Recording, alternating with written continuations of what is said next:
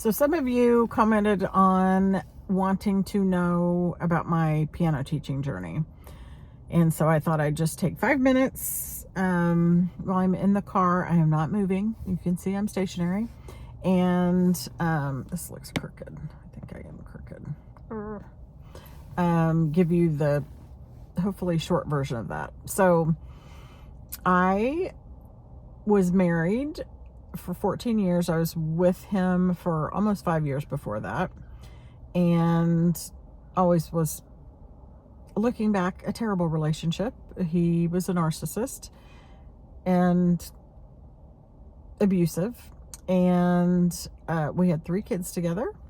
My kids are now adults, and long story short, something happened about the way he treated my kids. He got mad at us. He decided he wanted a divorce and was going to go tell the kids right then. I said, no. It's like I could see myself like running up the stairs to try to stop him from gathering our kids and saying, Mom and Dad are getting a divorce. Mind you, they were 6, like 7.5 and 10.5 or 11 at the time. I'm like, we can get a divorce, just, don't tell, we need to do stuff behind the scenes. Don't just sit him down and tell him that. And he did it anyway. And so there was like my life before that, my life after that. And so, he was a very angry, scary person. So of course the kids were devastated. He didn't care. I gathered them up, put them in the car with our dog, and went to a friend's house. And that day, I was like, I'm done. Like, it's like a light bulb, like a switch flipped, and I was like, I am done. I had been a stay-at-home mom the whole time. I worked up until I gave birth to our first child. And he made really great money. So, I'm talking, this was in 1996, like $150,000 a year. And continued to make that and more, and traveled. He traveled all the time, which is probably why I stayed as long as I did. So that night I walked into my friend's house and I was like, I'm done. Now, I have a lot to say about Christianity. I became a Christian late in life, was deep in like the evangelical fundamental church, and was, taught after I joined as an adult, you don't ever get a divorce, blah, blah, blah. So I was hanging on, and everything changed for me that night. It's like, I'm done. I'm not going to let him do that to our kids, my kids. So it's funny what we'll put up with ourselves that we won't allow our children, we'll kick into mama bear gear. So literally we were never together again after that night. However, I had never made that much money.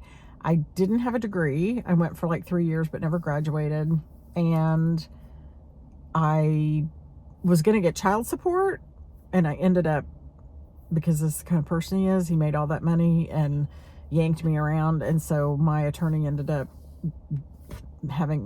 doing a garnishment, and so the entirety until our youngest 6-year-old was 18, so 12 or more years, he had his wages garnished at his highfalutin, high-paying job.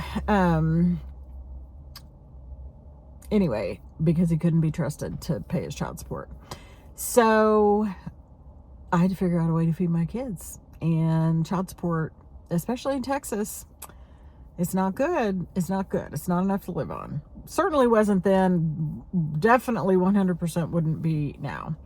And I think the cap on, if I remember correctly, it's not like, I think the cap was like $99,000 a year. So anything over $99,000 that he made, it wasn't calculated into child support, which really sucks. So people that, have high paying jobs, and like, I was a stay-at-home mom that allowed him to travel to go make all of this money.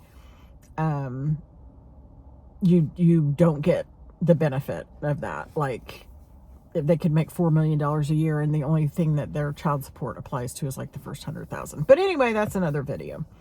So I like, and I also homeschooled our kids.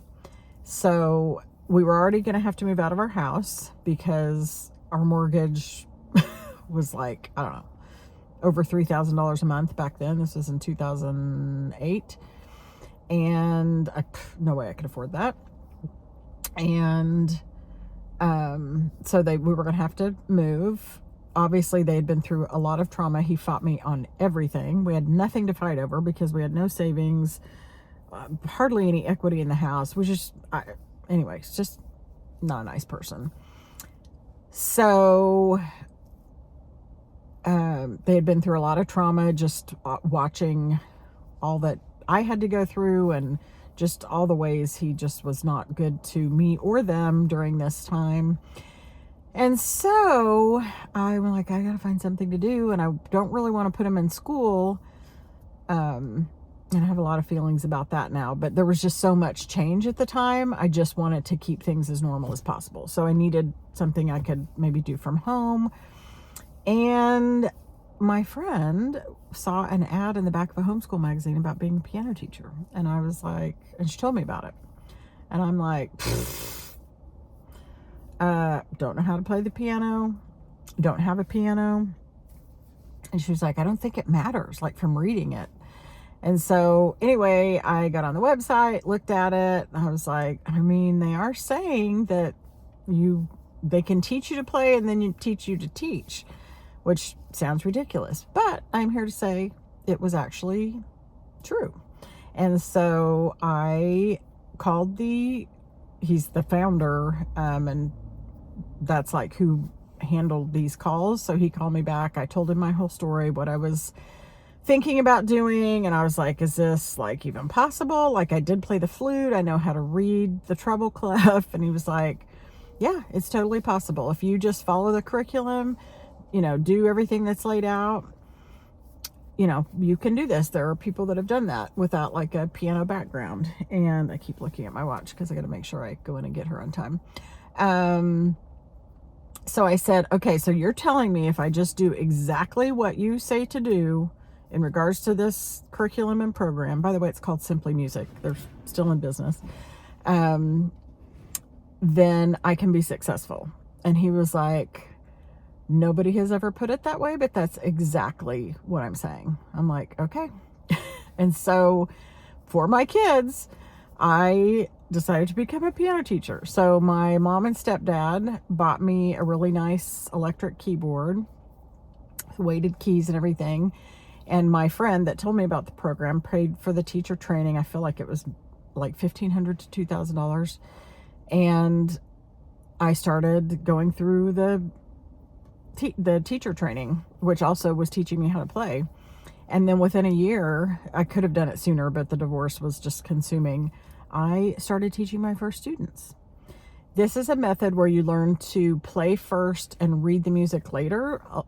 Music is a language. It's a lot like learning a language. So I have an 8-month-old grandson. He's not speaking in sentences. He's babbling, and then he'll start saying words, and then he'll learn to read and write after he has mastered speaking the language. Okay, so we don't teach the alphabet and how to write and spell before somebody can speak it. So it's based on that same premise. We learn to play the piano based on patterns, shapes, and sequences, and then we start teaching how to play music. It's amazing. And there's a whole story behind how he came up with teaching this way. But it worked. Now, was I terrified and sick to my stomach? Literally nauseous every lesson I taught for the first 3 years, maybe 4 years? Yes, I was. Did I feel like the biggest imposter? Honestly, kind of the whole time.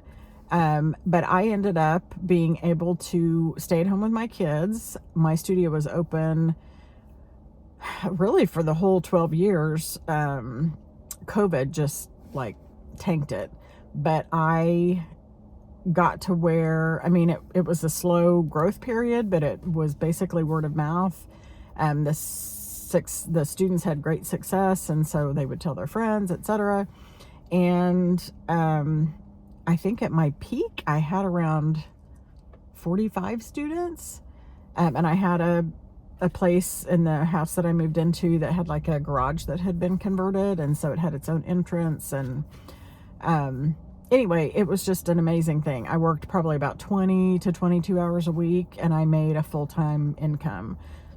I started, I think, charging $110 a month for lessons per student for 30 minutes a week. And then went to, I think when I quit teaching, when I started school a couple years ago, I just had a few students still. I was charging like 145, but times that by 45 students or even 30 students. So anyway, that is my story about becoming a piano teacher when I didn't know how to play. So I am a piano player now, and it's an excellent program. I don't teach anymore because I went back to school to become a therapist. I'll graduate in December. But anything is possible. Now, I did learn after the fact and went to multiple conferences that out of, I don't know, I want to say 600 teachers, I may be wrong on that, maybe a handful were like me. So it was that just blind faith. Okay, he said I could do it. I can do it. And just wanting to do it for my kids that I didn't give up. Oh, I gotta go. So most of the teachers have extensive piano backgrounds, but it is possible to do it by just learning through this method. And I was always honest with parents, like what my background, I would play for them and then be like, and just so you know, I learned to play at 42, I was 42 or 43, as an adult with this method on my own, like I didn't even have a teacher. So anyway, there's the story. You can do anything you want, and you're never too old. It's never too late. All right, I gotta go.